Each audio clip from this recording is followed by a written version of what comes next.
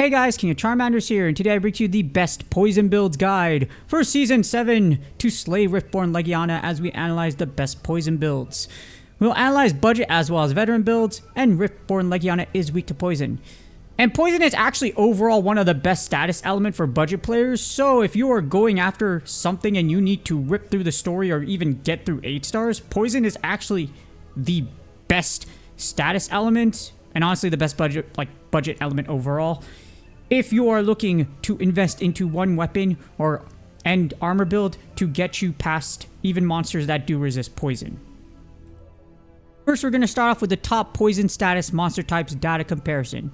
And this is the top poison monster types as of Season 7. For damage, Gold Rothian is the top poison monster, and it's even more powerful when you take the poison exploit +2 that's actually built into the weapon into account. Because it has such an OP damage skill along with it, Gold Rothian is just insanely powerful, along with having positive crit. Insane amount at 30% when you have it at grade 10. Overall though, if you are looking for status infliction, Chameleos is the top poison monster, as it also has status sneak attack +2. So if you're looking to inflict status overall against Chameleos, if it's damage, just Gold Rothian.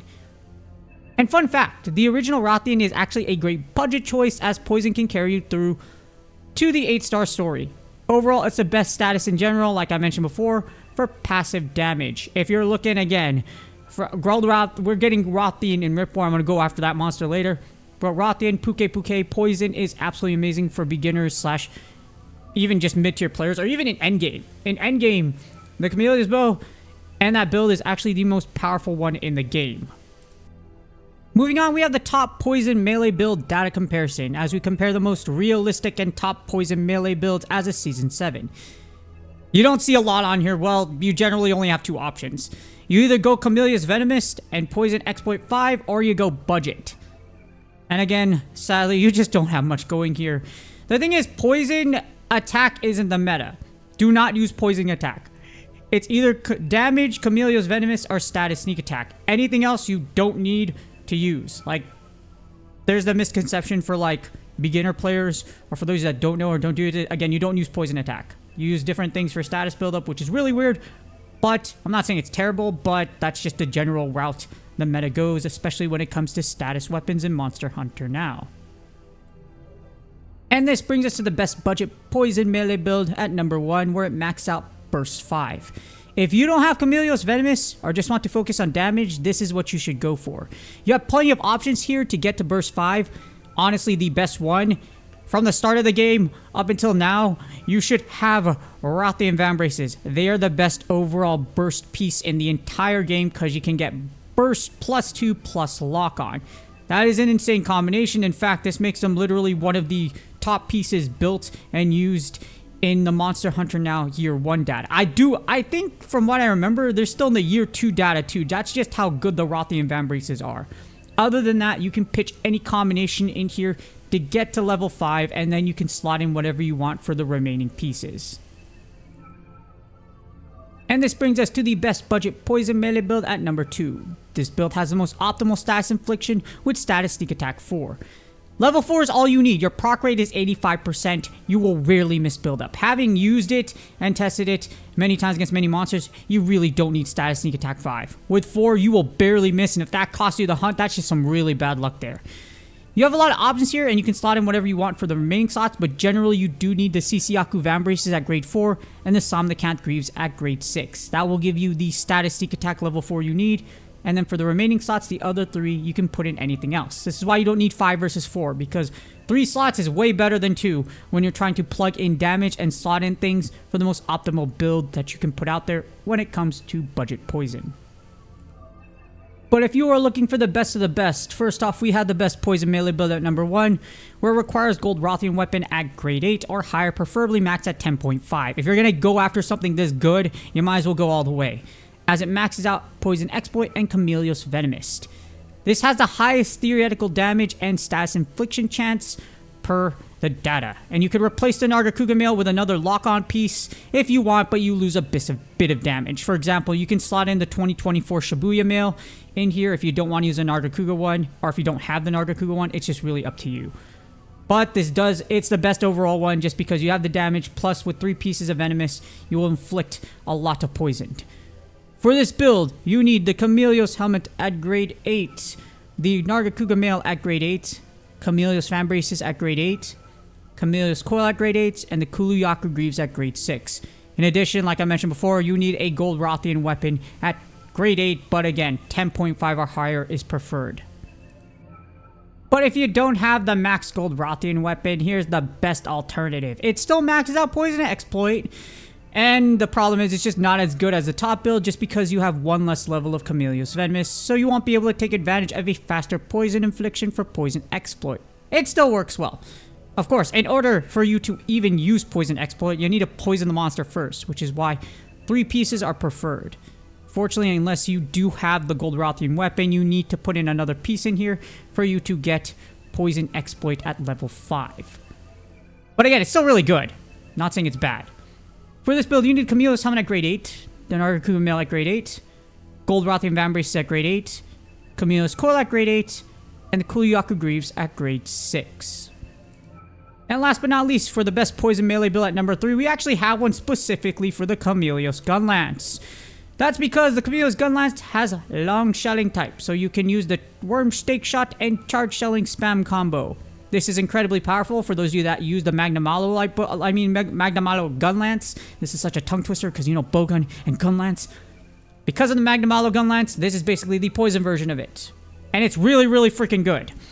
You can switch to Gold Rothian Fan Braces with the original Rothian if you need lock-on, but this isn't recommended as you lose out on a ton of damage. You might as well just use full aim mode.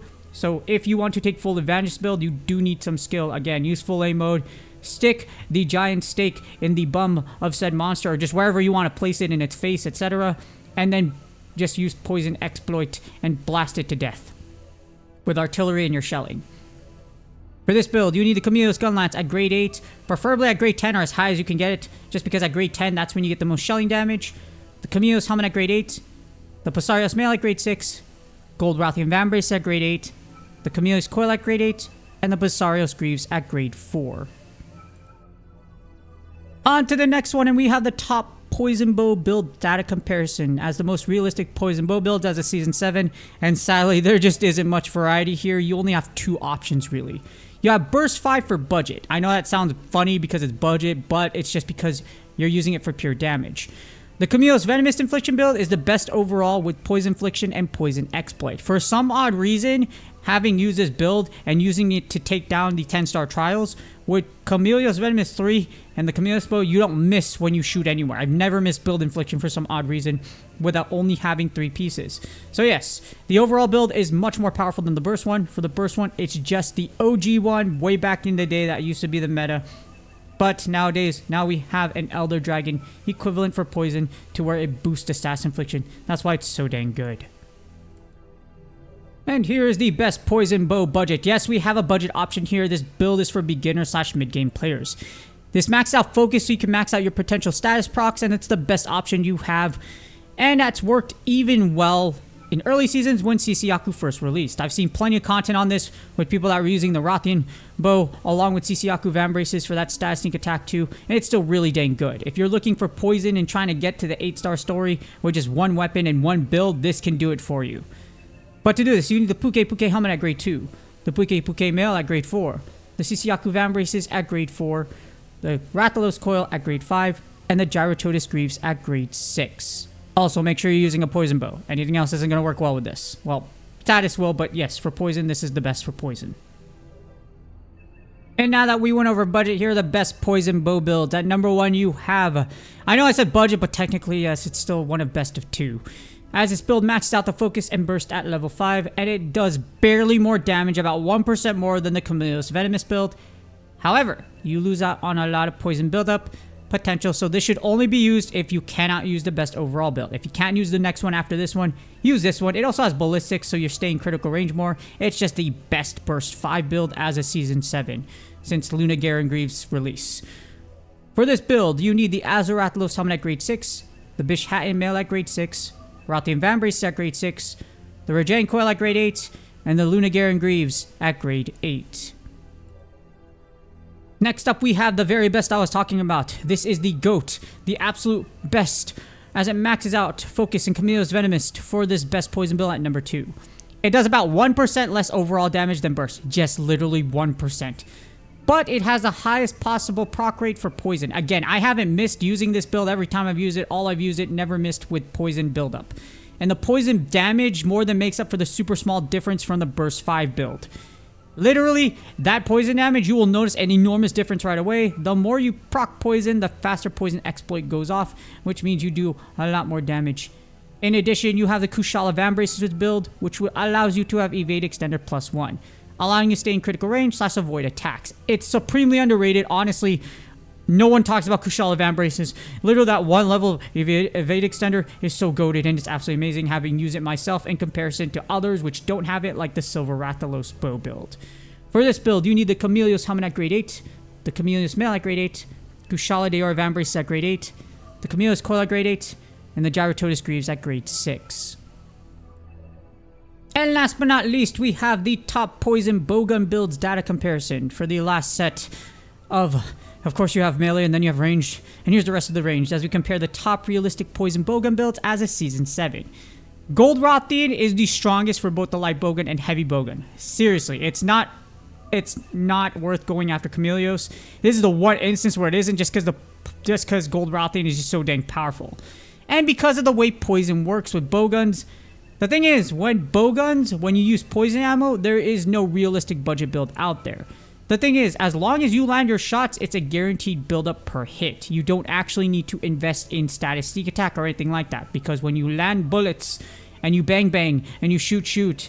So anyways, I started blasting, and when you start blasting anything with poison ammo, again, you're gonna see that poison build up, and it takes like, what, 6 bullets or something like that to inflict something right away.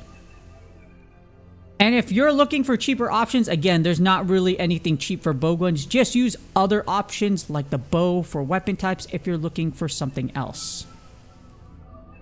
But if you are looking for the best of the best, here's the best bowgun build at number 1 for both the Gold Rothian and Chameleos light bowguns. Again, this is for the light bowguns. It also for the heavy bowguns, but again, don't use anything else but these two. Are those two monster types. As this build maxes out reload speed and recoil down. Unfortunately, you need both at level 3.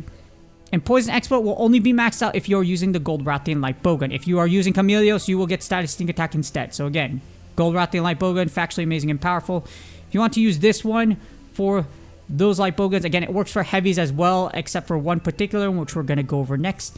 You need the Chameleos Helmet at grade 8, the Palumu Mail at grade 6, the Gold Rothian Vambraces at grade 8, the Koropuke Coil at grade 6, and the Azaratlos Greaves at grade 6. And last but not least, we had the best Poison Bowgun build at number 2, specifically for the Gold Rothian Heavy Bowgun. And the Gold Rothian Heavy Bowgun only needs one level of recoil down, making it extremely powerful and allowing you to slot in something else to give you burst 2 for extra damage. Poison Exploit is also maxed out, allowing you to shell out that ridiculous amount of damage. This thing is insanely powerful. You have the poison ammo, and then after that, you literally just pierce ammo the unholy crap out of said monster, and pierce ammo is incredibly powerful. Plus Poison Exploit, you will literally drill through a monster like butter with this build. For this build, you need the Gold Rothian Heavy Bowgun at grade 8. Grade 10 or as high you can get it, preferably for that maximum damage. The Chameleos Helmet at grade 8. The Bishatin Mail at grade 6. The Gold Rothian Vambraces at grade 8. The Koropuke Coil at grade 6. And the Azaratlos Greaves at grade 6. Hopefully this helps you with your poison status builds. Poison overall is the best status element because of its passive damage, and that's why it's so good as a budget option. No, seriously, poison is goated. The reason why Paralysis is just so dang good is because of specific combinations along with Paralysis Exploit. But otherwise, poison, again, overall is the best. It's so goated, it's so extremely powerful. It literally does damage when the monster is moving, even if it goes away from your range, as long as you inflict poison on it. So budget, it's definitely really well. And again, if you're a beginner player, you're watching this video, yes, it's a whole lot of things, but everyone starts somewhere. And if you're starting off, this is where I wish I started. Start off with a poison weapon, use it as high as you can get it up until the 8-star story, and then start thinking about putting into other things. With that being said, please do me a huge favor. Like, subscribe, and comment for the YouTube algorithm. I wish you the best of luck in your drops. I hope you are going to have fun on Riftborne Legiana. I already have the Kushala bow maxed out. and that full just melt build, so I'm not even worried about it. But you know what? If you want variety, if you want something that's going to give you a Lava Wyvern gem shards because you can break both of its wings and both of you give you a chance, Legiana is definitely out there to be slain. And I'm still going to slay it myself, don't get me wrong. Good luck on your grinds, and I will see y'all on the next video.